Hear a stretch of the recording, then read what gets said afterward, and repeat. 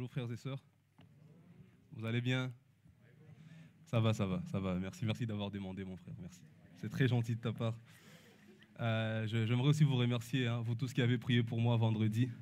Parce que quand on s'est vu, ça n'allait pas du tout. Et puis quand je me suis réveillé le samedi matin, je me suis demandé où était passée la fièvre. Je l'ai cherchée dans mon corps, elle n'était pas là, même s'il y avait encore des traces. Donc, merci en tout cas pour vos prières. Et vous qui avez prié pour moi ce matin, qui priez encore pour moi, qui n'allez pas arrêter de prier pour moi parce que j'en ai besoin. J'en ai vraiment besoin, Je sens que mon corps est en train de lutter, de combattre. Mais parce que vous êtes là, parce que vous priez, Dieu va exaucer. Amen.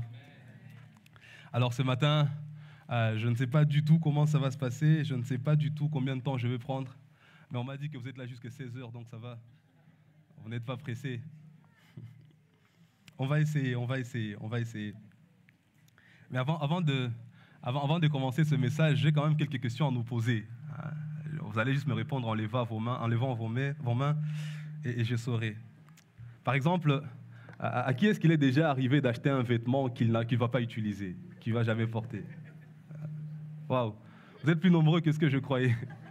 Bon, on va aller au-delà des vêtements. Qui a déjà acheté quelque chose qu'il n'utilisera jamais? Ah, Seigneur Jésus, Seigneur, miséricorde. Bon, ok, à qui est-ce qu'il est déjà arrivé de se demander si ce n'était pas pareil pour sa vie? Par exemple, si Dieu ne l'avait pas acheté par hasard. Tu te demandes, est-ce que Dieu avait vraiment besoin de moi ou est-ce que, je ne sais pas, il a subi, il m'a juste vu, il a dit, bon, au cas où je le prends quand même. Qui s'est déjà posé cette question? Sincèrement, entre nous. Merci pour les mains levées, merci pour la sincérité. Qui s'est un jour demandé qu'il était là par accident? Qu'il était un accident de la nature, un accident des circonstances, il est là par hasard? Ah oui, quand même. C'est sans jugement. J'essaie juste de comprendre, comme ça je sais vers où je vais avec le message. Je peux encore poser 2-3 questions, comme ça j'avance? Je peux poser 2-3 questions encore ou... C'est bon, ok. Ça... Bon, entre nous, qui sait à quoi Dieu l'appelle? Qui est conscient de connaître son appel? Waouh, ça c'est bien. Merci aussi, merci Seigneur. Mais j'ai une autre question quand même. Qui pense qu'il est conscient du plan de Dieu sur sa vie, mais il a l'impression soit de ne pas être à la hauteur, ou alors que ça tarde? Tu sais, tu connais le plan de Dieu, mais tu as soit l'impression de ne pas être à la hauteur, ou ça tarde. Ah, je vois des mains qui restent plus ou moins là, c'est bien. Alors, une autre question. Qui se demande comment il finira par savoir qu'il est prêt? Comment il finira par savoir que c'est le moment, qu'il peut y aller? Vous voyez, il y a des questions qu'on se pose, mais qu'on n'aborde pas. Alors, ce matin, on va essayer de voir ça. On va essayer d'étudier un peu ça. On va essayer de... Je ne sais pas si j'aurai la réponse. Je ne sais pas si j'aurai les réponses. Mais en tout cas, je prie que le Saint-Esprit nous aide à y voir plus clair. Et je prie même qu'aujourd'hui, ceux qui ne connaissent pas à quoi ils sont appelés, j'ai envie de dire, ceux qui décident, ceux qui ont choisi de ne pas connaître c'est à quoi ils sont appelés, puissent avoir le déclic. Je prie aussi que le go soit donné à quelqu'un. Je prie aussi que les choses se déclenchent. Amen. Alors, pourquoi j'ai posé cette question? Parce qu'en général, ça arrive, en tout cas moi, quand je discute avec mes amis, avec des jeunes, même avant, ça arrive souvent qu'on se dise, je n'ai pas l'impression que Dieu a quelque chose à faire avec moi.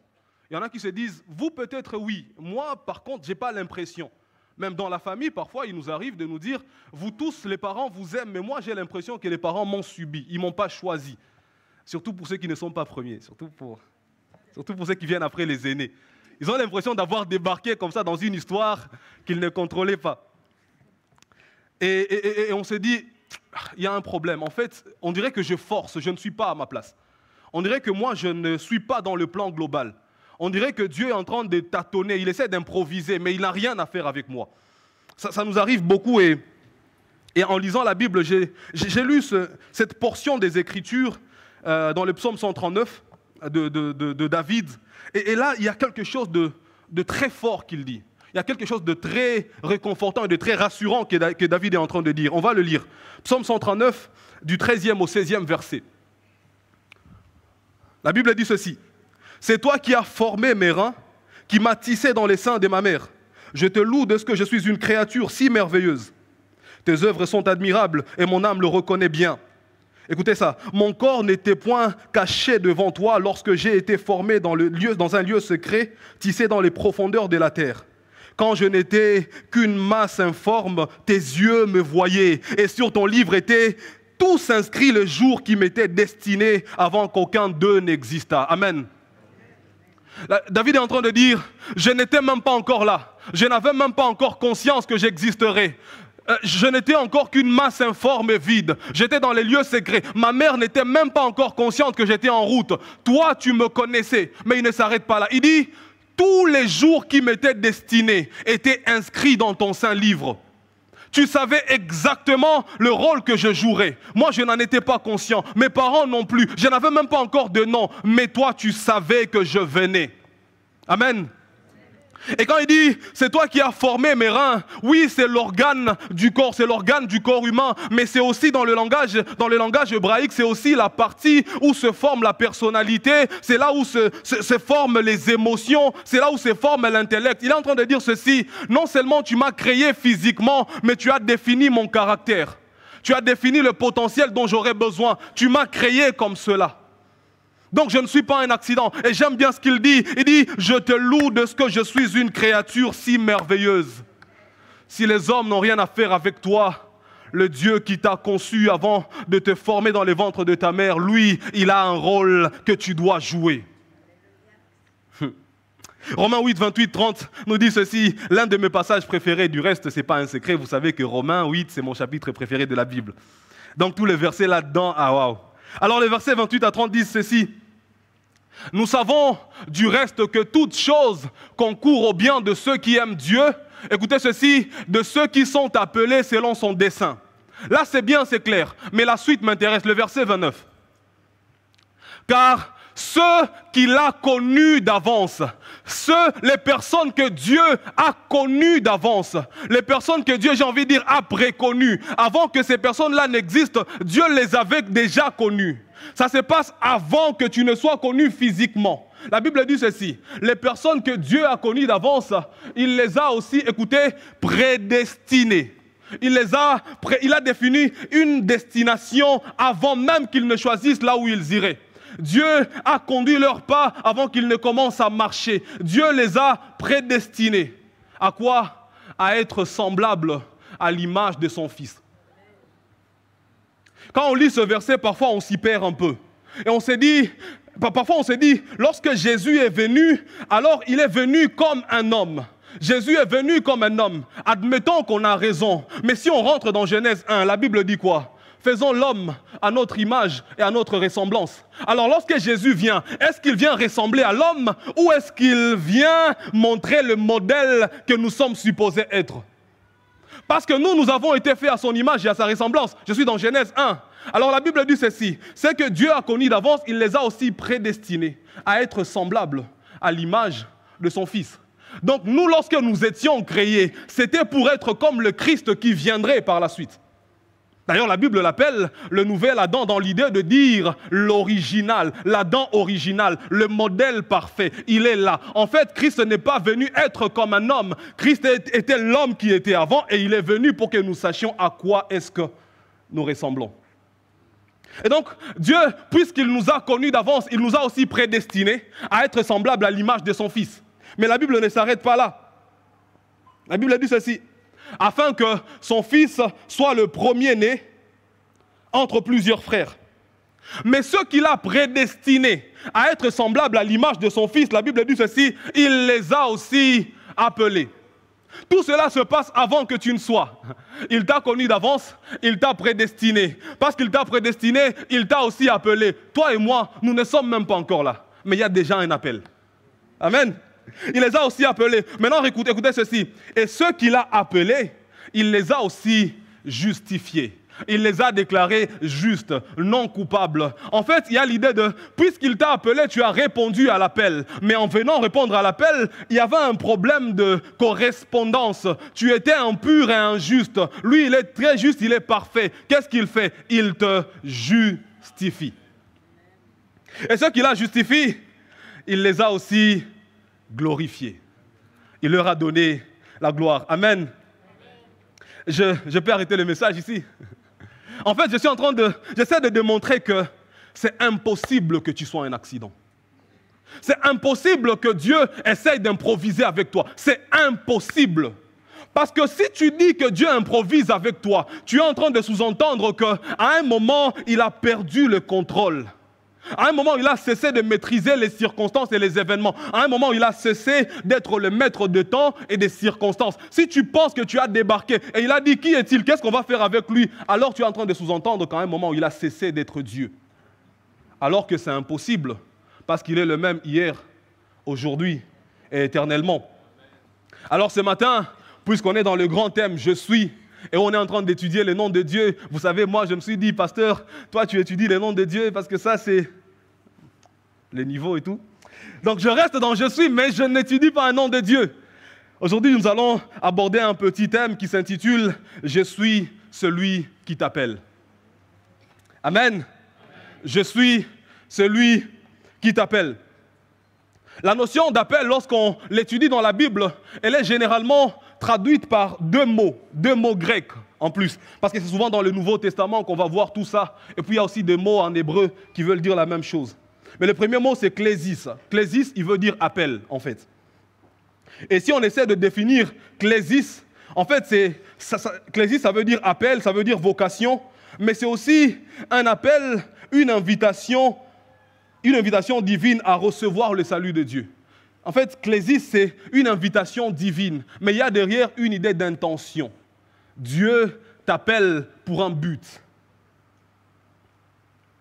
D'ailleurs, on le verra parce que, comme je dis, c'est une invitation à recevoir le salut de Dieu. On le verra dans Marc 13, 14, 15, lorsque Jésus a choisi ses disciples. La Bible dit ceci, il en établit 12 pour les avoir avec lui, ensuite pour les envoyer. Je reviendrai là-dessus par la suite. Mais le premier appel, ce n'est pas d'abord d'aller faire. Le premier appel, c'est d'être avec Jésus. Il en établit 12 pour les avoir avec lui. Le premier appel, c'est un appel d'intimité. Avant d'aller faire des choses pour Jésus, il faut que tu sois avec Jésus. Amen. Le deuxième concept, c'est kaléo. En fait, c'est le verbe duquel le mot klésis vient, et ça veut dire appeler tout simplement. Et kaléo veut dire crier, appeler à haute voix, appeler pour un motif, pour un but précis. Ça suggère qu'il y a de l'intelligence, qu'il y a de l'intention. En fait, c'est lui qui est en train de caler, c'est lui qui est en train d'appeler, c'est exactement qui est-ce qu'il appelle, parce qu'il y a même l'idée de nommer la personne qu'on appelle. Par exemple, si je dis Esdras, j'appelle Esdras. Je suis intentionnel. C'est Esdras que j'appelle, ce n'est pas Noah. Et Dieu, lorsqu'il te caléo, il le fait par ton nom. Pour que tu saches que c'est toi qui l'appelle. Amen. Alors, avant d'aller très en profondeur dans les messages, j'aimerais quand même poser le fondement. J'aimerais qu'on puisse voir 4 affirmations concernant l'appel divin. 4 affirmations concernant l'appel divin. La première affirmation, c'est que l'appel divin, j'ai essayé de le dire depuis le début, l'appel divin, l'appel de Dieu précède la conception. Dieu t'appelle avant que tu ne sois conçu. On l'a lu tout à l'heure, ceux qu'il a connus d'avance, il les a aussi appelés. Mais j'aime bien Jérémie 1,5. Je vais vous lire la version Bible amplifiée. Elle dit ceci. « Avant de te former dans le ventre de ta mère, je t'ai connu et je t'ai approuvé comme mon instrument choisi. Et avant que tu ne naisses, je t'ai consacré à moi-même en tant que mien et je t'ai établi prophète des nations. » Ce que tu es supposé devenir n'existe pas ou n'est pas créé après que tu sois. Le rôle que Dieu veut que tu joues est d'abord défini avant que tu ne viennes. Voilà pourquoi j'insiste, c'est impossible que tu arrives sur terre par hasard. Parce que Dieu a une mission pour toi et c'est quand il a cette mission qu'il peut t'appeler. Amen. Deuxième affirmation concernant l'appel, c'est que nos mauvais choix nous éloignent de l'appel et Jésus-Christ vient nous recentrer. Lorsque nous naissons, nous faisons des choix. Et ces choix-là, progressivement, vont commencer à nous éloigner de l'appel premier, de l'appel de Dieu. Et quand, à un moment, tu reviens à Christ, Dieu te voit et dit, dans lui, il y a beaucoup, tu es trop congolais en fait. tu es trop congolais, tu es trop jeune garçon, tu es trop influencé par Facebook, Non, je sais rien faire avec toi. On va faire ceci. Tu vas mourir et puis tu vas naître de nouveau pour que tu ne sois plus de ce royaume-là, mais que tu sois du mien afin que tu commences à faire exactement ce que je voulais que tu sois. Quand tu viens en Christ à la conversion, c'est comme un recentrage. C'est comme quand tu as loupé la sortie à l'autoroute et puis ton GPS dit recalcule, on recalcule. En fait, Jésus ne veut pas que tu retournes en tant que bébé pour que tu reprennes le processus. Dès là même où tu es, quand tu dis ok, enfin on peut marcher ensemble, il recalcule l'itinéraire pour que tu rejoignes le plus rapidement possible l'appel. Amen. Donc même si tu t'es éloigné, même si tu as l'impression d'être aux antipodes, même si tu n'as jamais eu d'idée, soit tu viens à Christ et il recentre, et si tu es en Christ, alors fais confiance au processus. Parce que Christ, lui, il va te recentrer. C'est pour ça qu'on meurt, mes frères. Parce que s'il faut seulement de prédication, s'il faut seulement de conseils, s'il faut seulement de punchline, de développement personnel, le Congolais ne mourra pas. Il est ancré, il est là, il est enraciné. Ah, quand je dis Congolais, vous riez. Je parle de ce que nous appelons vieil homme. Le vieil homme est là. Le vieil homme, il est là. Il a vécu en toi pendant 15 ans, 20 ans, 30 ans, 40 ans. Il est là. Tout de toi est défini, conditionné par le vieil homme. Il faut qu'il meure pour que tu naisses de nouveau. Et à la nouvelle naissance, il y a un recentrage. Amen. Troisième affirmation. Non, mais j'aimerais quand même dire quelque chose. C'est qu'entre le moment où maintenant Jésus t'a recentré, entre le moment où tu es converti, entre le moment où tu deviens chrétien et le moment où, on va dire, tu rentres pleinement dans ton appel, il existe quand même un temps. Ce temps-là, c'est un temps de formation qui se passe dans l'intimité. Parce que si tu n'es pas encore formé, si tu n'es pas encore prêt, Dieu ne t'enverra pas. Il y a un temps qui s'appelle le temps de la formation. Et il dure en fonction de ce que Dieu veut, de ton aptitude à grandir, mais aussi de la mission que tu as à remplir. Un homme de Dieu disait, à l'école de Dieu, les leçons mal apprises sont reprises pour maîtrise. Si tu n'as pas maîtrisé la leçon, elle va revenir. Tu ne vois pas de quoi je parle? Je vais essayer de clarifier. Tu vois, il y a comme un cycle. Chaque fois, tu avances, et puis cette tentation arrive, et puis tu tombes. Et puis, elle reviendra encore.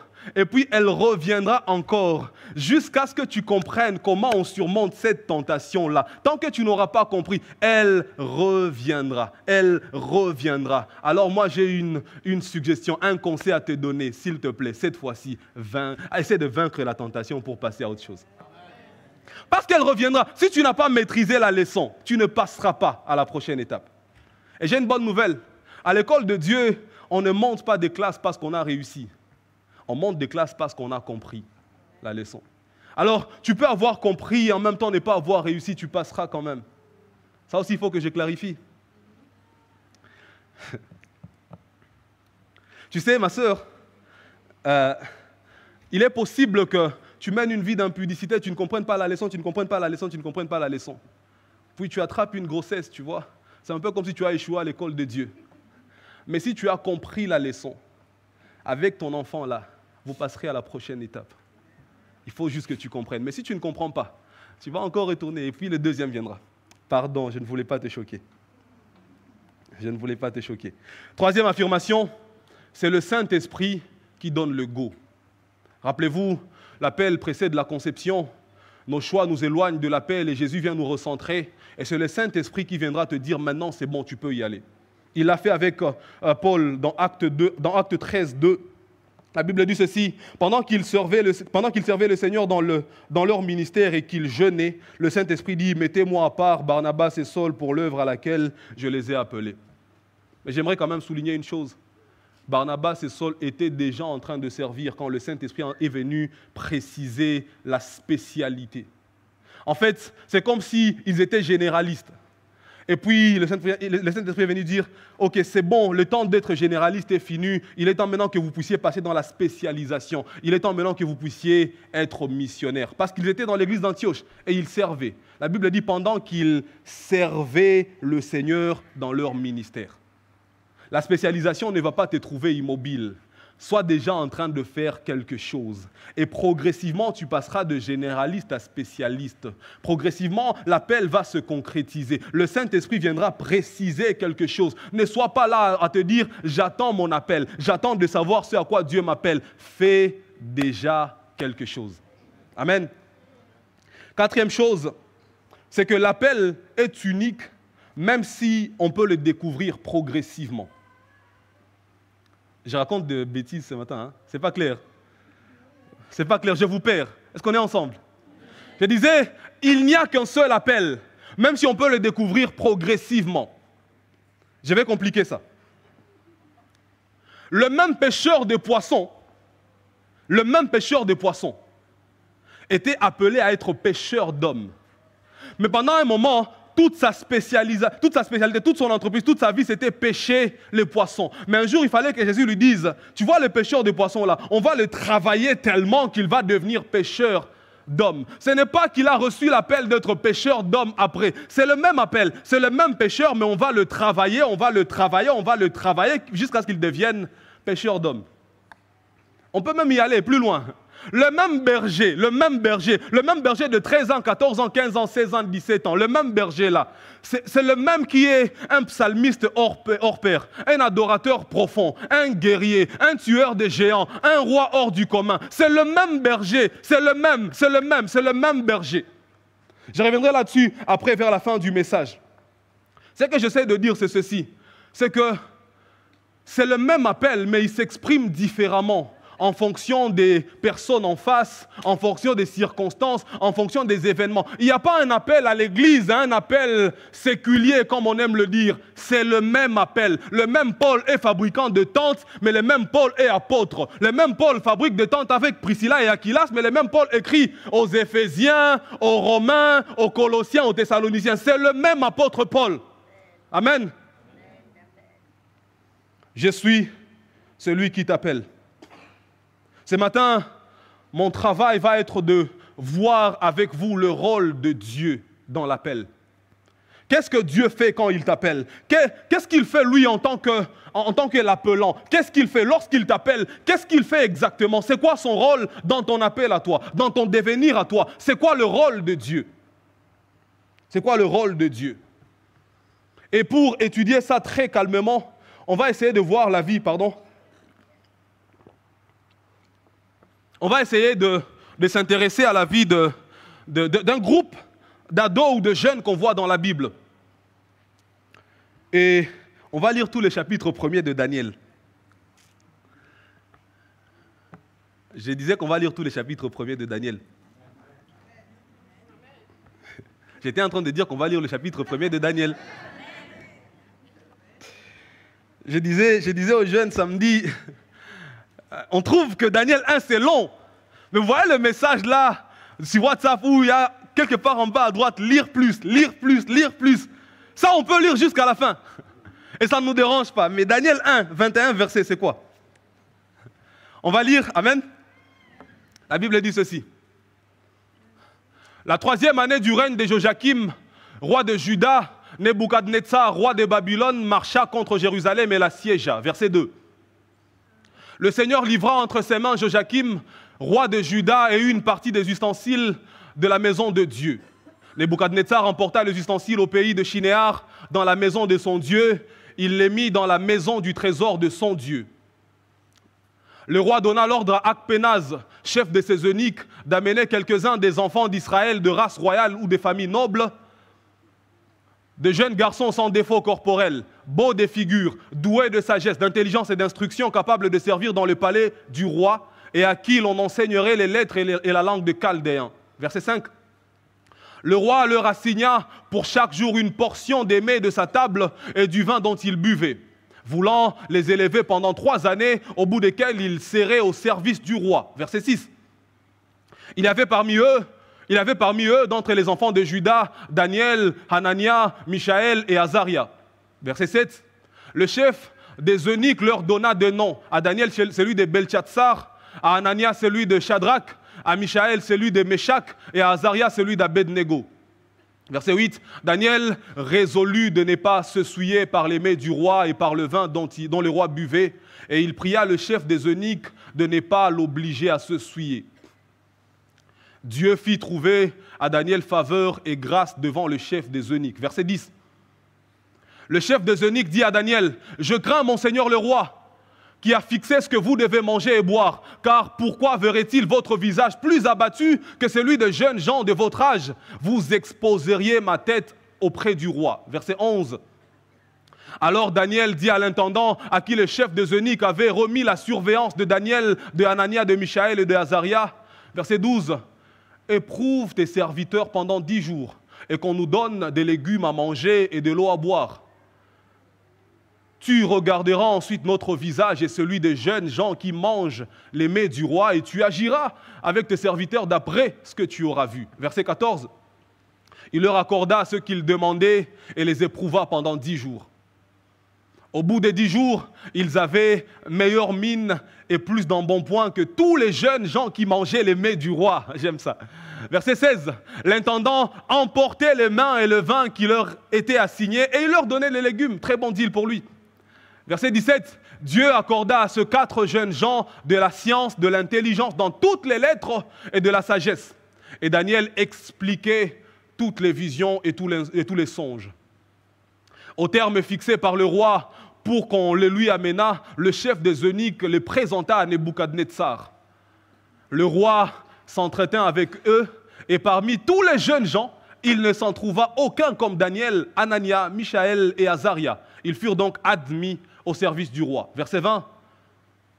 Sur tous les sujets qui réclamaient de la sagesse et de l'intelligence et sur lesquels le roi les interrogeait, il les trouvait 10 fois supérieurs à tous les magiciens et astrologues qui étaient dans tout son royaume. Verset 21, et c'est le dernier. Ainsi fut Daniel jusqu'à la première année du roi Cyrus. Amen. Qui a déjà lu un chapitre entier de la Bible? Bon, qui n'a jamais lu? Tu viens de le faire, n'est-ce pas? Alors, 5 choses que Dieu fait à propos de l'appel. Mais avant d'aller là-bas, permettez-moi quand même de remettre en contexte, parce que c'est quand même long ce qu'on vient de lire et ce n'est peut-être pas clair. Alors, il s'agit du peuple de Dieu qui vit en territoire d'Israël. Et puis, il commence à se compromettre tellement que Dieu commence à prévenir. Attention, je risque de frapper. Attention, je risque de frapper. Et ils vivent dans un cycle d'abandon de Dieu. Et puis un prophète vient, puis il se répand. Mais à un moment, le mal devient profond. Le mal devient général. Et Dieu annonce par le prophète Jérémie que finalement, vous allez être déportés. Vous ne serez plus en Juda. Le territoire, vous allez l'abandonner. Vous serez déportés. Et cela se concrétise donc par le fait que le roi Nebuchadnezzar attaque Juda et il emmène en déportation. Il prend les Juifs, il en fait des réfugiés qu'il emmène avec lui dans le pays des Chaldéens, donc à Babylone. C'est dans ce contexte-là que nous sommes. Et donc, il se retrouve de l'autre côté. Et le roi dit, parmi les gens que nous avons emmenés ici, allez me trouver de jeunes qui remplissent un certain nombre de critères. Et quand vous les aurez trouvés, donnez-leur à manger ceci, donnez-leur à boire cela, et aussi on va les former pour qu'ils soient capables de servir au palais royal. Et donc ça, le contexte. Alors la Bible dit, parmi tous les jeunes-là qu'on a choisis, donc il n'y en avait pas que 4, parmi tous ces jeunes-là, il y a aussi Shadrach, Meshach et Abednego, plus Daniel. Donc les 4 font partie d'un groupe plus grand, et ils doivent donc commencer à manger des viandes et à boire du vin, que l'on sert au roi. Et les 4 refusent. Ils disent, on ne va pas se souiller, pour des raisons certainement d'ordre cultuel. Parce que quand vous lisez des livres comme Lévitique, comme Deutéronome, vous voyez par exemple que la viande que mangeaient les Israélites, on ne la tuait pas de n'importe quelle manière. La Bible disait, par exemple, Dieu disait que vous verserez les sangs et vous mangerez la viande. Une bête de champ qui est morte là-bas, on ne la mangeait pas. Et donc ils se disent, on ne va pas se souiller parce qu'on n'est peut-être pas sûr de la manière dont ces viandes sont préparées. On ne va pas se souiller. On choisit des légumes. Et donc ils commencent à manger des légumes et à boire de l'eau. il y a résistance de la part des chefs des eunuques et ils disent non, éprouve-nous pendant 10 jours, donne-nous seulement des légumes. Au bout des 10 jours, tu viendras voir. Et quand il revient au bout des 10 jours, il les voit plus beaux, quand même en bonne santé, en meilleure santé que les autres qui mangent de la viande. Donc ils ont continué comme ça pendant 3 ans. Parce que la formation durait 3 ans, n'est-ce pas? Donc ce n'est pas que 10 jours en fait. Ils ont dit éprouve-nous pendant 10 jours. Si au bout des 10 jours tu vois qu'on est en mauvaise santé, impose-nous les viandes. Si on est en meilleure santé, laisse-nous dans notre régime. On peut donc déduire aisément qu'ils n'ont jamais commencé à manger les viandes. Pourtant la formation durait 3 ans. Quelle endurance! Quelle endurance! Mais ce n'est pas ça mon propos aujourd'hui. Maintenant qu'on a compris, au bout de 3 ans, la Bible dit que lorsque le roi les a appelés et qu'il a commencé à les interroger, il les a trouvés 10 fois supérieurs. 10 fois supérieurs aux magiciens, 10 fois supérieurs aux devins, 10 fois supérieurs à tous ceux qui étaient en contact avec un certain monde des esprits, au bout des 3 ans. Et d'ailleurs, quand vous lisez les autres chapitres, Daniel a été établi chef des magiciens, chef des chaldéens. Il a été leur chef finalement. Alors, maintenant qu'on a compris, on va voir 5 choses que Dieu fait à propos de l'appel. Amen. La première chose que Dieu fait, c'est qu'il donne le potentiel approprié. Le Dieu qui t'appelle, lorsqu'il est encore en train de te façonner dans le ventre de ta mère, il te donne le potentiel dont tu auras besoin plus loin. On le voit peut-être indirectement, mais dans Daniel 1, 3, 4, on peut le voir. La Bible dit ceci. Le roi donna l'ordre à Akpenaz, chef de ses eunuques, d'amener quelques-uns des enfants d'Israël de race royale ou de famille noble. Des races royales ou des familles nobles. Mais voyez le potentiel que Dieu a mis en eux. Parce que c'est ça que le roi cherchait. Des jeunes garçons sans défaut corporel, beaux de figure, doués de sagesse, d'intelligence et d'instruction, capables de servir dans le palais du roi et à qui l'on enseignerait les lettres et la langue de Chaldéen. Le roi dit ceci. Toi, chef des eunuques, va me trouver des gens qui ont ces potentiels-ci. Amène-le pour qu'on puisse leur apprendre à déployer ces potentiels, qu'ils reçoivent la formation nécessaire pour me servir. Mais il faut d'abord que le potentiel soit là. Si le potentiel n'est pas là, tu ne vas pas être utile dans l'appel. Alors Dieu sait que parce qu'il t'appelle à faire ceci, il te crée exactement comme il faut que tu sois. Papa Alain, ce n'est pas parce que vous avez un diplôme de médecine que vous êtes médecin. Non, c'est parce que Dieu avait besoin d'un guérisseur dans ces temps-ci qu'il vous a créé avec ces aptitudes-là. Alors aujourd'hui, on peut appeler ça médecin. Au temps de Daniel, peut-être c'était autre chose. Mais c'est ce potentiel-là dont il avait besoin dans cette génération-ci. Il ne vient pas chercher ce que tu as. Il te donne ce dont il a besoin pour que toi, tu le manifestes. Ce n'est pas parce que tu aimes faire ça que tu le fais bien. Non, c'est parce que Dieu voulait que tu fasses ça qu'il t'a donné le potentiel qu'il faut. Maman Suzy, ce n'est pas parce que vous chantez que Dieu vous a choisi. C'est parce qu'il voulait une conductrice de louange qu'il vous a donné ce potentiel. Ce n'est pas nous qui donnons à Dieu, nous manifestons ce qu'il a mis en nous. Dieu ne cherche pas l'homme qu'il faut. Écoutez bien, Dieu ne cherche pas l'homme qu'il faut. Dieu crée l'homme qu'il faut. Il le crée. Il sait que j'aurai besoin de quelqu'un qui a exactement ce profil, qui a exactement ces compétences, qui fait exactement ceci. Alors il le crée en une personne et il l'envoie. Lorsque tu viens, tu es la réponse de Dieu pour cette saison-là. Tu es la solution de Dieu pour cette génération-là, pour un but précis. En fait, si vous vous intéressez au cinéma, vous verrez par exemple que en général, on écrit d'abord le scénario, en général. Ensuite, on va faire le casting. Parce que dans le scénario, on va décrire le personnage. Et puis, on va faire le casting. Des gens vont commencer à venir, on verra qui remplit le mieux les critères du réalisateur pour être retenu pour ce poste-là. Petite histoire, on raconte que celui qui a joué le rôle de Jésus de Nazareth, au casting, il venait auditionner pour le rôle de Judas. C'est ce qu'on raconte. Et après, le réalisateur a vu que non, toi, tu n'es pas Judas. Toi, tu peux jouer le rôle de Jésus. Comme ça, vous arrêtez de l'adorer.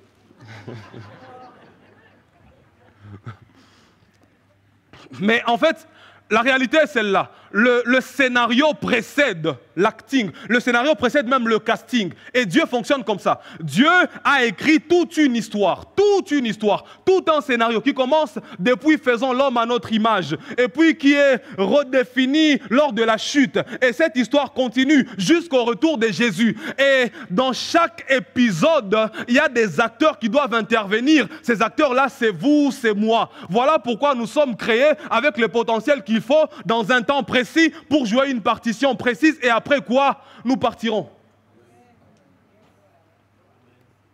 C'est pour ça que Dieu donne le potentiel qu'il faut. Il te donne la forme qu'il faut, le tempérament qu'il faut, les aptitudes qu'il faut. Tu es exactement comme Dieu voulait que tu sois.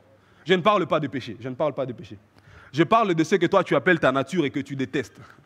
Lorsque Dieu t'appelle, il sait exactement à quoi s'attendre. Il n'est pas surpris. Ce n'est pas... Finalement, Samuel, on dirait que je me suis trompé. Non, ce n'est pas ça. Exactement comme tu es là. C'est exactement comme il te voulait dans son plan. C'est pour ça qu'il t'a créé comme ça. Ce n'est pas, non Seigneur, il y a un problème. Non, il n'y a pas de problème. Il t'a créé comme ça. Et s'il ne veut pas quelque chose, et si tu as été dénaturé, tu meurs, tu nais de nouveau, tu retrouves les caractères qu'il faut et tu avances. J'ai parlé de Genèse 1. Faisons l'homme à notre image et à notre ressemblance. Pourquoi? Afin que... La création était déjà là, Dieu avait déjà fini de créer, mais il lui fallait un manager. Et donc il dit, faisons l'homme à notre image et à notre ressemblance, pour qu'il vienne dominer sur tout ce que j'ai créé. Ce que l'homme était supposé faire a existé avant que l'homme ne soit créé. Si le principe est valable dans le jardin d'Éden, le principe est valable dans ta vie. Ce que tu es supposé faire est créé avant que tu n'arrives. Faisons l'homme à notre image, à notre ressemblance, afin que... Ce n'est pas pour rien, ce n'est pas parce que j'ai envie de me faire plaisir. Ils me font un manager, donc je le crée avec le potentiel de manager. Je le crée comme je veux qu'il soit. Il faut qu'il soit comme moi pour qu'il règle, pour qu'il gère bien ce que moi j'ai créé. Alors je le crée à mon image, à ma ressemblance. Je lui donne ce que j'ai créé, lui il gère. C'est ça que Dieu fait. Donc l'homme, quand il est créé, il naît avec le potentiel de manager. On serait dans un séminaire de leadership, je développerai un peu plus là-dessus.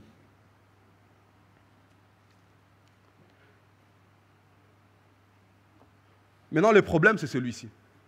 Le problème, c'est que je n'aime pas mon potentiel. J'aime le potentiel de Dr Alain. Donc, je passe toute ma vie à essayer d'être lui et à ne jamais être moi. Je me bats du mieux que je peux. Je dis, Seigneur, pourquoi moi tu ne m'as pas créé beau de figure? Pourquoi moi tu ne m'as pas créé dans une famille noble? Pourquoi moi je n'ai pas le potentiel de Daniel? Écoute donc lui, tu n'es pas appelé à servir dans le palais royal. Le roi, il lui faut des gens beaux de figure, des gens de bonne famille, des gens bien instruits, des gens aptes à ceci, à cela. Voilà pourquoi eux, je les ai créés comme ça. Toi, je t'ai créé comme tu es parce que tu as un autre appel. Et moi, je passerai ma vie à vouloir être comme Daniel, Shadrach, Meshach et Abednego. Je ne les serai jamais et je ne serai jamais moi. Et puis je dirai, Seigneur, on dirait que je ne sers à rien. Écoute, si tu es Samson, n'essaye pas d'être comme Daniel. Toi, ce qu'il te faut, c'est peut-être des muscles. Lui, ce qu'il lui faut, c'est un cerveau. Si tu te bats pour avoir son cerveau et que lui se bat pour avoir tes muscles, il y a un problème. Samson, toi, ton rôle à toi, c'est tuer les Philistins, c'est faire tomber des murs. Toi, va à la salle de sport. Toi, muscle-toi bien. Toi, nourris-toi comme il faut. Laisse Daniel, Shadrach, Meshach et Abednego manger des légumes. Ça, c'est pour eux. Et nous passons toute notre vie à essayer ça, à essayer ça, à essayer ça, à essayer ça. Et on ne déploie pas ce que Dieu nous a donné. Et puisqu'on ne déploie pas ce que Dieu nous a donné, alors on ne rentre jamais dans notre appel. Parce qu'il faut que ces potentiels rencontrent l'appel pour que tu puisses exploser. J'ai une question à nous poser. Imaginons que tu vas au marché avec ta marchandise. Et puis quand tu arrives là, puisque tu vois que tous les autres ont des marchandises qui te paraissent meilleures, tu n'étales pas la tienne. Pourquoi? Imaginons, est-ce que c'est intelligent? Toi, imaginons que toi, tu vends des gaufres, imaginons. Et puis tu vas au marché, tout le monde a des viandes, des poulets, autre chose. Et toi, tes gaufres, tu dis non, finalement, les gaufres, ça ne sert à rien dans ce marché, je ne vais pas étaler. Pourtant, c'est tout ce que tu as. Mets tes gaufres au milieu des viandes, mets tes gaufres au milieu des légumes. Ceux qui ont besoin des gaufres là, qui ont quitté chez eux pour les gaufres, achèteront tes gaufres. Mais nous, on cache maintenant notre potentiel et on commence à dire, où est-ce que tu achètes tes légumes? Où est-ce que tu achètes ta viande? Mais tu ne sais même pas choisir la bonne viande. Donc tu y vas et puis tu achètes la mauvaise et puis tu viens, on ne l'achète pas et puis tu perds et l'argent et la viande. Et puis tu pleures. Non, ne faisons pas ça, ne faisons pas ça, ne faisons pas ça. Mon professeur d'économie politique en deuxième année à l'université au Congo nous disait ceci. Rappelez, comprenez, il est professeur d'économie politique. Il disait ceci: la chose la plus difficile dans la vie d'un homme, c'est de découvrir sa marchandise. Mais lorsque tu as découvert ta marchandise, fais tout pour la vendre et en tirer profit. Il avait un langage économique, mais il voulait dire ceci: ce qui est difficile pour l'homme, c'est de découvrir le potentiel que Dieu lui a donné. Mais dès que tu l'as découvert, exploite-le au maximum et tire-en profit. Amen. Un jour, Albert Einstein disait ceci. Il disait, si on mesure l'intelligence du poisson par sa capacité à grimper sur un arbre, il passera toute sa vie à croire qu'il est bête.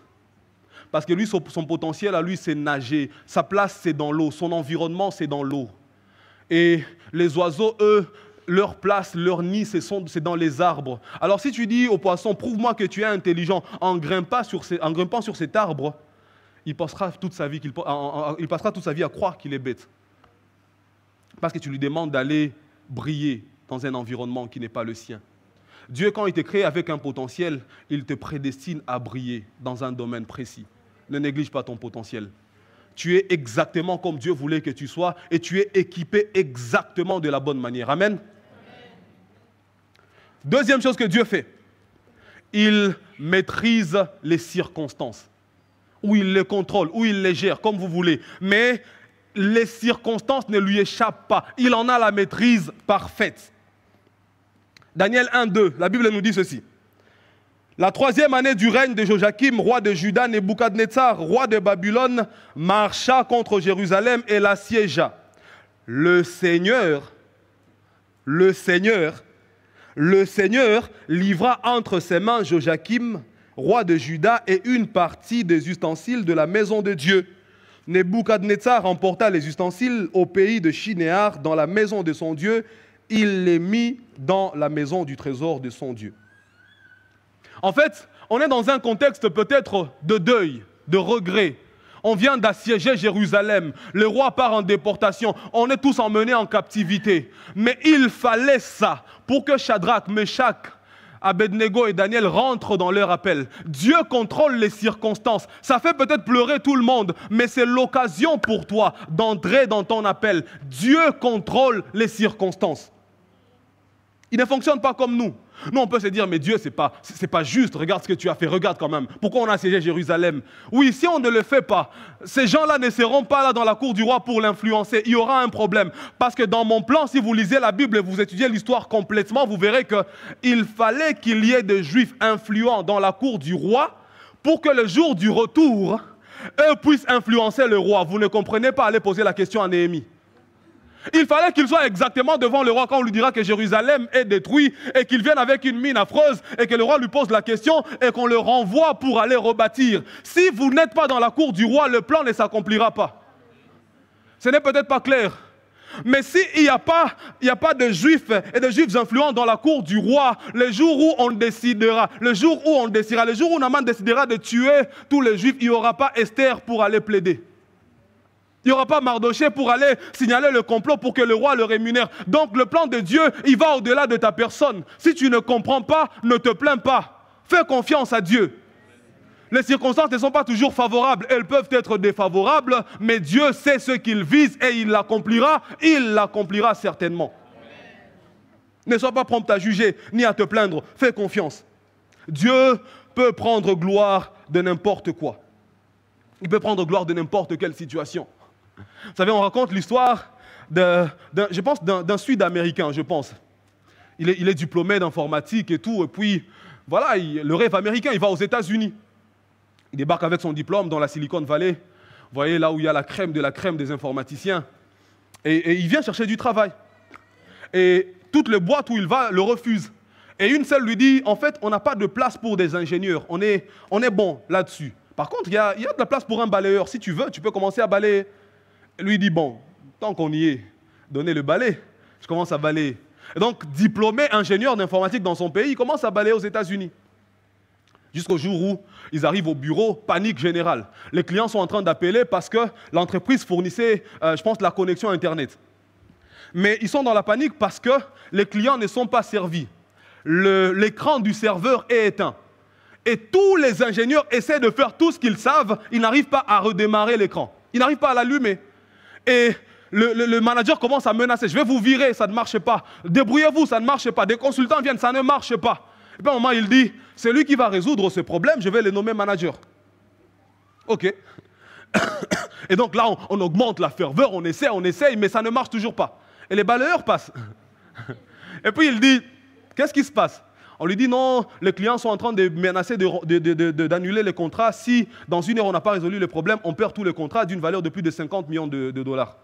Et donc ici on dit, c'est lui qui va redémarrer ça, il va être nommé manager. Il demande, est-ce que je peux essayer? Et le patron dit, mais au point où on en est, essaye. Alors, l'avantage, c'est que lui, il était connecté. Donc, il rentre dedans, il commence à parler en langue. Il commence à parler en langue, et puis ils se disent, mais c'est quelle langue bizarre qu'il est en train de... C'est quoi qu'il fait? Et il pense peut-être qu'il est en train de faire des incantations et tout. Il commence à reculer un peu. Et quand il parle en langue, il reçoit une vision. Juste un flash. Il voit que le câble de l'écran n'est pas branché. Alors quand il voit ça dans sa vision, il ouvre les yeux, il marche quand même derrière pour aller vérifier. Il voit que c'est le cas. Mais il dit, si je branche ça, ils diront que la solution était facile. Il dit, est-ce que je peux rester seul, s'il vous plaît? Eh, stratégie. L'esprit n'est pas contre ces choses. Tout le monde sort. Il va, il tire les stores, il ferme la porte. Et puis il branche. Et l'écran s'allume. C'était que ça. Et puis quand il sort, en train de balayer, j'ai réglé votre problème. Il est venu balayeur. Il est rentré chez lui manager. Dieu a géré les circonstances. Le maître des temps et des circonstances te trouvera toujours un moyen d'exprimer le potentiel. Mais laisse-moi te supplier, le jour où ça arrivera, ne te loupe pas. Le monde donne rarement une deuxième occasion de... Le monde donne rarement une deuxième chance. Lorsque ça arrivera, fais-le bien. Fais-le à fond. Ne rate pas. Parce que Dieu, c'est lui qui t'a appelé, qui t'a donné le potentiel, te donnera la passe en or. S'il te plaît, marque ce jour-là. Marque ce jour-là, ce sera le début et tu monteras vers le sommet. Amen. Lucas, n'est-ce pas?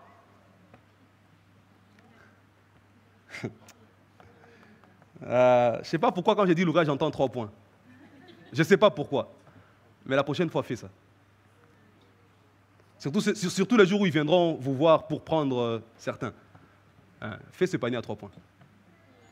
Il entrera. N'ayez pas peur. Ça ne sera pas toi.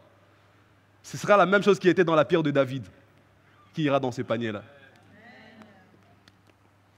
3e chose, c'est lui qui t'appelle, il contrôle les cœurs des décideurs. Il contrôle les cœurs des décideurs. Voici ce que la Bible dit. Daniel 1, verset 9. Dieu fit trouver à Daniel faveur et grâce devant le chef des eunuques. Dieu fit trouver à Daniel faveur et grâce devant le chef de ses eunuques. C'est dans le contexte où ils disent, on ne veut pas manger la viande. Et lui, il dit, je suis d'accord avec vous. Mais si vous ne mangez pas la viande, vous aurez mauvaise mine, c'est moi qu'on va tuer. Donc ils essaient d'insister. La Bible dit, c'est Dieu maintenant qui est venu faire trouver à Daniel faveur aux yeux de cette personne-là. C'est Dieu qui tient le cœur du roi. On va le lire tantôt.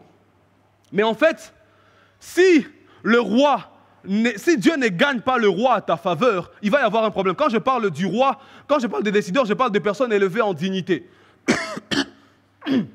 Pardon. Je parle de gens qui ont le dernier mot sur ton dossier. Je parle de gens qui sont supposés t'introduire dans ta destinée et qui bloquent les choses. Les gens qui, s'ils disent non, ça sera non. S'ils disent oui, ça sera oui. Et personne ne va changer rien. Dieu contrôle leur cœur à eux. Ceux-là qui pensent qu'ils ont le dernier mot. Dieu, lui, il gère leur cœur. Maintenant, ce que j'aime avec Dieu, c'est que ce n'est pas seulement le roi, c'est aussi les ennemis. La Bible dit ceci, on peut le lire. Proverbe 16, 7, la Bible dit ceci. Quand l'Éternel approuve les voies d'un homme, il dispose favorablement à son égard même ses ennemis. Même tes ennemis, Dieu les dispose favorablement à ton égard. Il ne t'aime pas et il veut t'enfoncer. Mais la Bible dit ceci, lui parce qu'il approuve tes voies, cet ennemi-là, Dieu le dispose favorablement à ton égard. Il ne sait pas comment ça se fait, il ne comprend pas, mais il sent comme une obligation intérieure à te faire du bien. Il ne t'aime pas, mais il est obligé de t'aider. Il y a quelqu'un au ciel qui tient le cœur de roi. Ah Seigneur, tu es merveilleux, tu es merveilleux, tu es merveilleux. Écoutez, les avis des décideurs ne comptent pas, c'est ce que Dieu dit qui se fera. Qu'il le veuille, ça se fera. Qu'il ne le veuille pas, ça se fera. Si Dieu a dit c'est toi, ce sera toi. Personne ne va bloquer ça. Il s'appelle Samuel, un simple ouvrier chez Cora. Il travaille chez Cora, ouvrier et tout. Et puis un jour, on décide d'engager un manager. Et sans diplôme, il va passer l'examen. Je parle de Sylvestri. Il va passer l'examen sans qualification, sans rien. On lui donne le temps imparti, il ne répond pas aux questions. On lui dit, tu as besoin de quelques minutes? Oui, j'en ai besoin. 15 minutes après, toujours pas de réponse. La feuille est vide. Encore 15 minutes, pas de réponse. La feuille est vide. Et puis la dame lui dit, mais monsieur, si vous n'avez pas les réponses, comment pensez-vous les avoir? Elle lui dit, je suis en train de prier. Mais il a prié, les réponses ne sont pas venues. Ce n'est pas ce qui m'intéresse dans l'histoire. Ce qui m'intéresse, c'est cette consultante-là, cette personne qui était chargée de recrutement, va faire un rapport comme suit. Il va dire, cet homme-là a été têtu, engagez-le. Il n'a pas répondu aux questions. La feuille était vide, mais il a été nommé manager. Parce que quelque part, quelqu'un tient le cœur de roi. Il a dit, cette fois-ci, toi, tu passes d'ouvrier à manager. Réussis à l'examen, ne réussis pas, tu seras manager. Je ne t'encourage pas à ne pas étudier. Je n'ai pas dit ça, je n'ai pas dit ça. J'ai dit seulement que pour lui, ça s'est passé comme cela. Dieu l'a pris de là où il était, il l'a imposé là où il était tant qu'il soit. Parce qu'il avait besoin de développer toutes ses compétences managériales, entre autres pour diriger son église. Pourquoi je dois vous expliquer tout ça? Dieu, il fait ce qu'il veut, avec qui il veut, que les gens le veuillent, que les gens ne le veuillent pas, il le fera à sa manière. Sans diplôme, il a été manager. Et puis il a fait des formations. Il est devenu chief quelque part. C'est Dieu. C'est Dieu. Il contrôle le cœur des décideurs. C'est qu'eux, ils ont appelé têtutesse. C'est le potentiel que Dieu a mis en lui. En fait, Dieu l'a créé persévérant. Dieu l'a créé intrépide. On y va. Je ne sais pas comment ça va se passer. J'y vais quand même. C'est comme ça que Dieu l'a créé. Et le moment de le manifester, eux, ils n'ont pas compris. Laissez-les vous appeler orgueilleux. Vous savez que c'est l'assurance que vous avez en Jésus. Laissez-les l'appeler comme ils veulent. Ils ne comprennent pas d'où vous tenez ça. Vous savez de quoi il s'agit. Et ils disent que vous êtes orgueilleux. Vous savez que vous avez l'assurance. Dieu vous a dit, je suis avec vous. Et donc vous y allez. Qu'il vous appelle orgueilleux, qu'il vous appelle arrogant. Tant que vous ne l'êtes pas à fond, à l'intérieur, ne faites pas attention à ça. N'y prêtez pas attention. Amen. Je disais que Dieu tient le cœur de roi, on le voit dans Proverbe 21, premier verset. La Bible dit ceci. Le cœur de roi est un courant d'eau dans la main de l'Éternel. J'aime la suite. Il l'incline partout où il veut. Le roi peut être là, il dit à partir d'aujourd'hui, je décide, je décrète, désormais, ça sera comme ça. Il peut dire, laisse-le dire. Toi, va voir celui que tu connais, dis Seigneur, il a dit que, mais moi je viens chez toi. S'il te plaît. Il va l'incliner. D'ailleurs, j'ai envie de prier pour quelqu'un. J'ai envie de prier pour quelqu'un. Quelqu'un sur qui... c'est comme s'il y a un roi, un décideur qui s'assied sur ton dossier. Il ne veut pas que ça avance. En fait, il essaie de te montrer que c'est lui qui a le dernier mot. Si tu es là, lève-toi, s'il te plaît. Lève-toi. Ça n'avance pas. Tu es dans un processus qui n'avance pas. Pas parce que... Tu ne comprends pas ce qu'il y a, mais c'est comme si quelqu'un décide que ça ne passera pas. Lève-toi, s'il te plaît. Lève-toi, lève-toi. Lève-toi. Lève-toi, je prie avec toi, je prie avec toi. Je prie avec toi. Lève-toi, lève-toi. Quelle que soit la démarche, quelle que soit la procédure, lève-toi si tu es là. Si tu as l'impression que quelqu'un a bloqué ça, lève-toi. Je vais prier pour toi, je vais prier pour toi. Seigneur, Père, ce roi pense qu'il est plus fort que toi. Il a bloqué le dossier, il ne veut pas le débloquer. Maintenant, voici ma prière. Quand tu vas le faire, certes, ce sera pour le bien de mon frère et de ma sœur, oui. Mais ne le fais pas d'abord pour son bien. Fais-le pour qu'on sache que tu es Dieu, que tu tiens le cœur de roi et que nul n'est aussi grand que toi. S'il te plaît, montre à ces rois-là, à ces personnes élevées en dignité, que le dernier mot t'appartient, que tu es l'alpha et l'oméga, que quand tu ouvres, personne ne peut fermer, quand tu lis, personne ne peut délier. Fais-le, Seigneur, au nom de Jésus. Je prie que tu le fasses dès aujourd'hui et que la semaine qui commence soit celle des témoignages. S'il va manquer du sommeil, qu'il manque du sommeil. S'il sera tourmenté dans son sommeil, qu'il soit tourmenté. S'il manquera d'appétit, qu'il manque d'appétit. Ne le laisse pas à l'aise tant qu'il n'aura pas débloqué. Je le demande au nom de... Recevez. Recevez. Vous pouvez vous asseoir. Vous pouvez vous asseoir.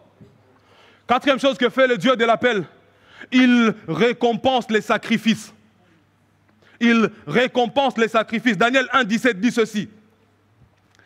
Dieu accorda à ces 4 jeunes gens de la science, de l'intelligence dans toutes les lettres et de la sagesse. Et Daniel expliquait toutes les visions et tous les songes.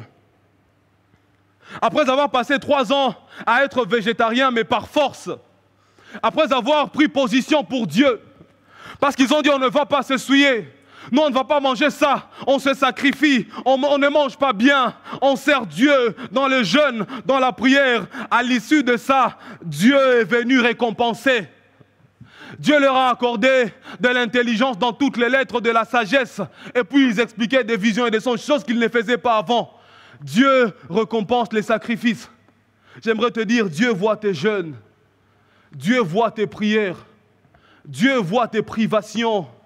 Dieu voit tes luttes. Dieu va te récompenser. Amen. Dieu va payer. Il va le faire bien. Tes jeûnes finiront par payer. Tes prières finiront par être exaucées. Ce mariage, tu vas l'avoir. Cet enfant, tu vas l'avoir. Ce travail, tu l'auras. Cette promotion, tu l'auras.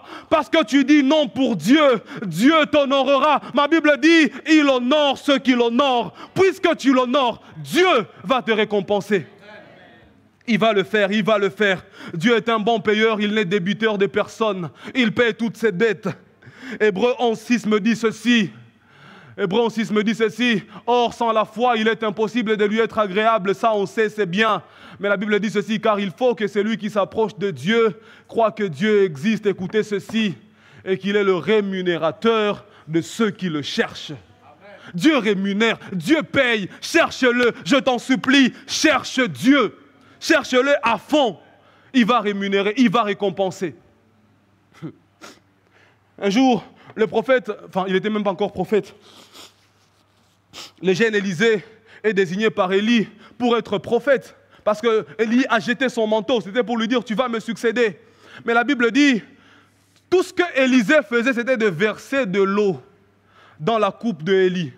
Il n'a jamais prophétisé pendant que Élie était là. Mais il était là, il servait Élie. Il versait de l'eau dans... Il se sacrifiait. Il a abandonné les bœufs de son père. Il est allé servir un prophète. Il a fait ça, il a fait ça. Mais le jour où Élie est monté au ciel, il a demandé la double portion. Et il a reçu la double portion. Dieu rémunère ceux qui font des sacrifices. Il rémunère bien. D'ailleurs, pour la petite histoire, on dit que lorsqu'il est mort, Élisée, il n'avait pas totalement accompli le double des miracles d'Élie. Jusqu'au jour où on allait enterrer un mort. Et puis, il y a eu une guerre. On a jeté le mort sur les ossements d'Élisée. Et ce mort est revenu à la vie. C'est ce jour-là qu'il a accompli exactement le double des miracles d'Élie. Quand vous étudiez, il y en a 8 chez Élie. Et puis, il y en avait 15 chez Élisée. Ce jour-là, c'était le 16e miracle. Parce que Dieu est fidèle. Double, c'est double. Il est bon, il ne reste avec la dette de personne. Même après toi, il paiera. Même après toi, il paiera. Fidèle envers les ossements d'Élisée. Pourquoi il ne le serait pas avec toi et ta descendance? Dieu rémunère et il le fait bien. Dernière chose, 5e chose et dernière, Dieu distingue ceux qui se distingue. Le Dieu de l'appel distingue ceux qui se distinguent. Il sort du lot ceux qui eux-mêmes font des efforts pour sortir du lot. Il démarque ceux qui se battent pour se démarquer. La Bible dit ceci de Daniel, Daniel 1,20. Sur tous les objets qui réclamaient de la sagesse et de l'intelligence et sur lesquels le roi les interrogeait, il les trouvait 10 fois supérieurs. Écoutez, à tous les magiciens et astrologues qui étaient dans tout son royaume. Eux, ils se sont distingués, ils ont dit, on ne mangera pas, on vivra différemment, on restera ferme, on ne dira pas oui, on ne va pas se souiller, on se distingue, on essaie de viser l'excellence, on se bat du mieux qu'on peut. Et Dieu a vu ça, Dieu a démarqué, Dieu leur a donné 10 fois plus de capacité. 10 fois plus de capacité. Écoutez, j'aimerais vous dire ceci. Il existe une marque distinctive que Dieu applique sur des gens qui essayent de faire au mieux avec le peu de moyens qu'ils ont. Les gens qui essayent avec le peu qu'ils ont, avec le rien qu'ils ont, ils essaient de se démarquer. Il existe une marque distinctive que Dieu vient placer sur eux. C'est pas clair ce que je dis. En fait, je suis en train de vous parler de l'onction. Je suis en train de vous dire que Dieu va oindre des gens qui essayent, avec le peu qu'ils ont, ils n'ont pas grand-chose, mais Dieu va venir oindre pour que l'onction agisse comme un amplificateur, pour qu'avec le même effort, tu aies 10 fois plus de résultats. Ça s'appelle l'onction. Ça s'appelle l'onction. Je ne sais pas pourquoi nous les chrétiens, nous pensons que l'onction c'est pour ici, et pas pour dehors. Il n'y a pas 2 onctions, non. C'est l'onction en fait. Alors l'onction là, quand tu prêches, elle t'aide à prêcher. Quand tu pries pour les malades, elle te permet de les guérir. Mais aussi quand tu essaies de faire des calculs sur la fiscalité parce que tu es comptable, la même onction te distingue là-bas. Quand tu fais une intervention chirurgicale parce que tu es chirurgien, la même onction t'aide là-bas aussi. Il n'y a pas 2 onctions. Je nous ai dit qu'il n'y a pas 2 appels. Écoutez, Daniel pour vous c'est un prophète ou c'est un haut fonctionnaire? C'est une vraie question. Quand vous voyez Daniel, pour vous, c'est le prophète Daniel ou c'est le haut fonctionnaire dans la cour du roi? Non, dites-moi.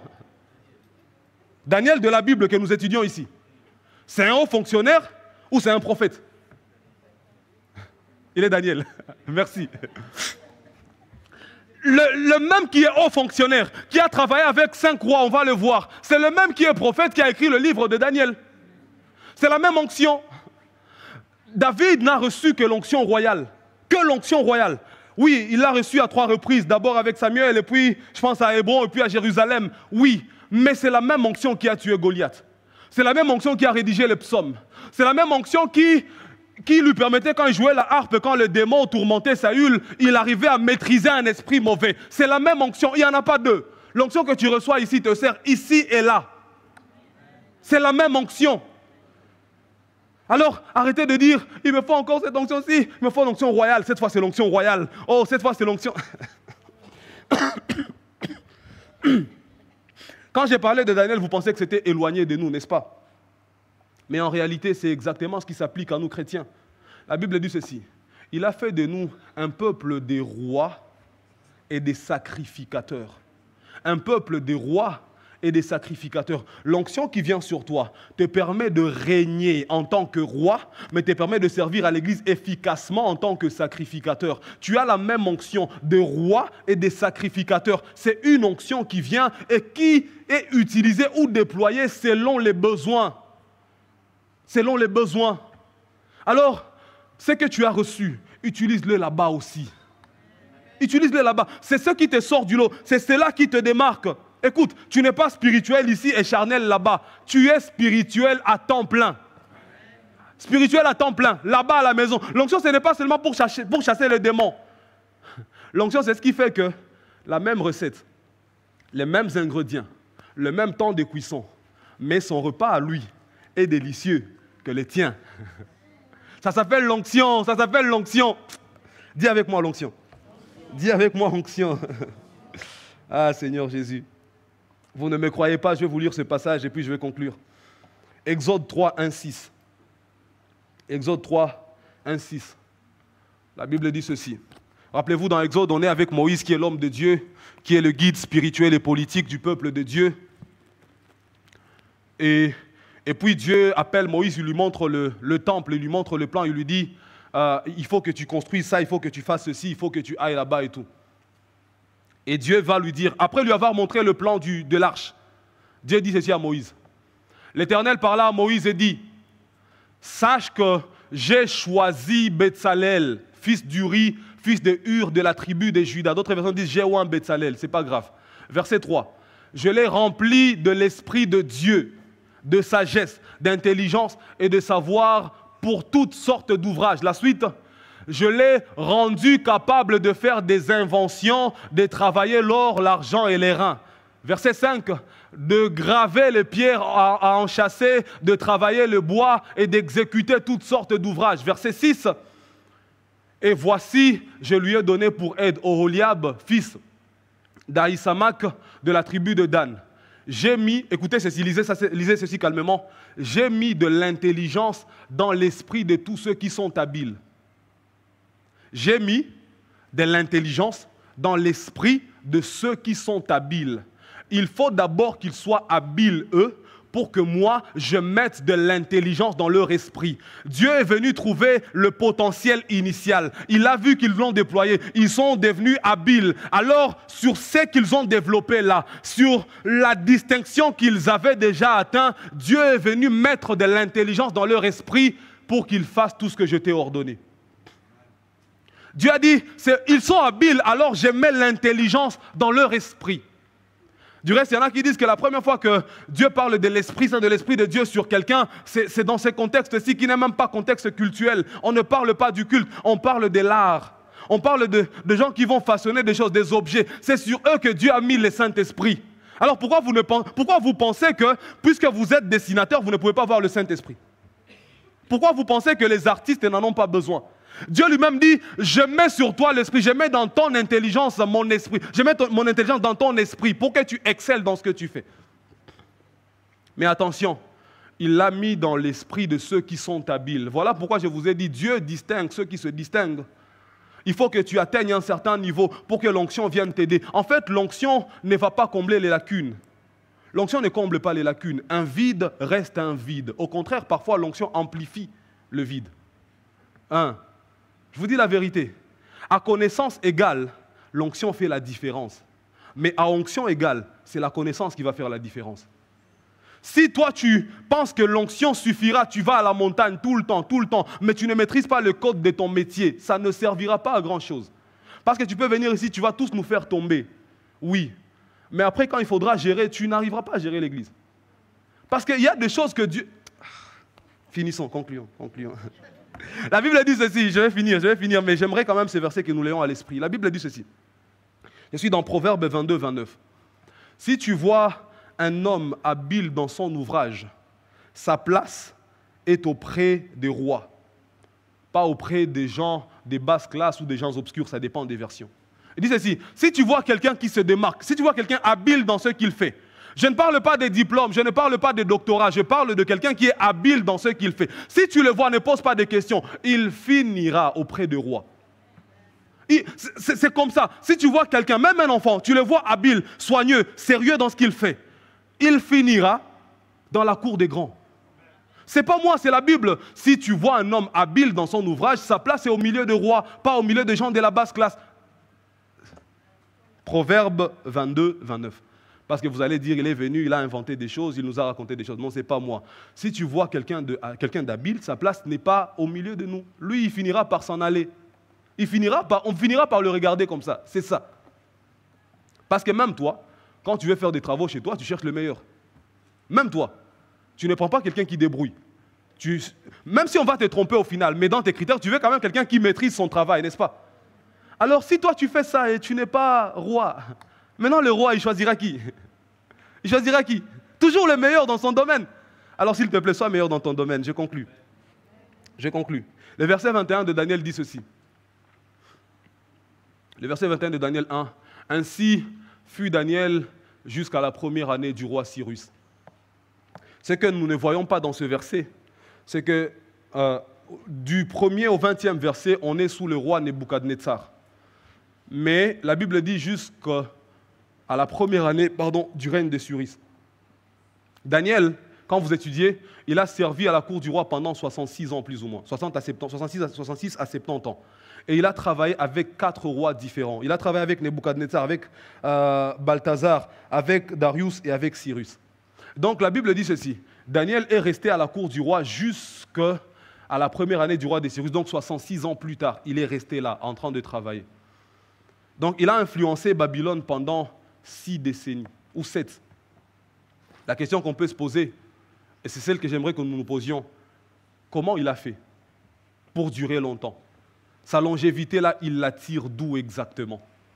Comment il a fait pour demeurer là dans la cour du roi? Parce que oui, aujourd'hui, le Dieu de l'appel a donné le potentiel. Oui, le Dieu de l'appel maîtrise les circonstances. Il a contrôlé le cœur du roi pour toi. Tu es enfin accédé à ta position. Et puis, il a rémunéré, il a récompensé les sacrifices. Et puis, il t'a distingué parce que tu t'es distingué. Maintenant, tu es au sommet. La question, c'est comment tu fais pour rester au sommet? N'est-ce pas? Essayons de trouver la réponse dans la vie de Daniel. Daniel 6, verset 10.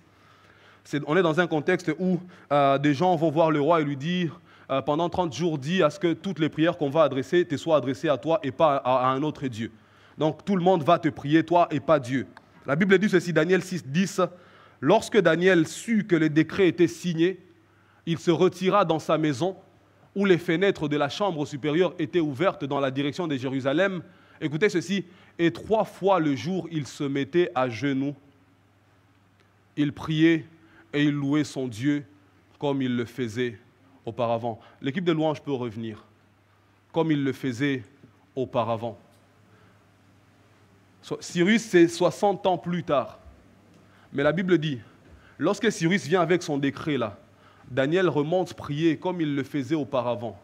Je me permets de déduire que pendant 60 ans et plus, 3 fois par jour, Daniel montait dans sa maison et priait en direction de Jérusalem. En fait, la prière a été son secret à lui. Ce que j'essaie de dire, c'est ceci. C'est qu'on conserve la chose reçue en faisant exactement ce qu'on a fait pour l'obtenir. On conserve la chose reçue en faisant exactement ce qu'on a fait pour l'obtenir. On peut s'améliorer, certes. Si ce n'est pas clair, je vais traduire. Ce que vous avez obtenu par grâce, vous le conserverez par grâce. Ce que vous avez obtenu par la prière, vous le conserverez dans la prière. Ce que vous avez obtenu dans le jeûne, vous le conserverez dans le jeûne. Ce que vous avez obtenu en faisant des offrandes, vous le conserverez en faisant des offrandes. Ce qui s'obtient par grâce, j'insiste, se maintient par grâce. Alors, j'aimerais te dire ceci. La longévité au sommet repose sur la routine. La même chose que tu fais, la même vie de prière, la même vie de jeûne, la même assiduité au travail, la même rigueur, le même sérieux, c'est ça, cette routine-là. La deuxième chose, c'est la discipline. Parce que parfois, ce qui est routinier, on n'arrive pas à le faire quand on n'a pas envie. La discipline te pousse à faire ce que tu n'as pas envie de faire. Tu te réveilles un matin, tu n'as pas envie de prier, mais parce que tu es discipliné, tu vas quand même prier. Et la troisième chose, c'est la force de caractère. Parce que Daniel, il y a longtemps qu'il aurait cédé. Il y a eu des menaces. Il fallait adorer la statue du roi, il fallait arrêter de prier. Si tu n'as pas la force de caractère, si le caractère n'est pas forgé, tu ne resteras pas au sommet. Il y a des gens qui arrivent au sommet, mais parce que le caractère ne correspond pas avec la place qu'ils occupent, eux-mêmes, ils dégringolent. Et quand je parle du caractère, et je vais finir par là, je te propose de regarder un peu à ton attitude quand tu es élevé. Si Dieu a élevé quelqu'un de suffisamment humble, que le sommet ne te rende pas orgueilleux. Si le profil choisi, c'est l'humilité qu'il y a en toi, lorsque Dieu t'élève, ne les transforme pas en orgueil. S'il te plaît, reste ce que tu étais avant de monter. Que le Seigneur vous bénisse.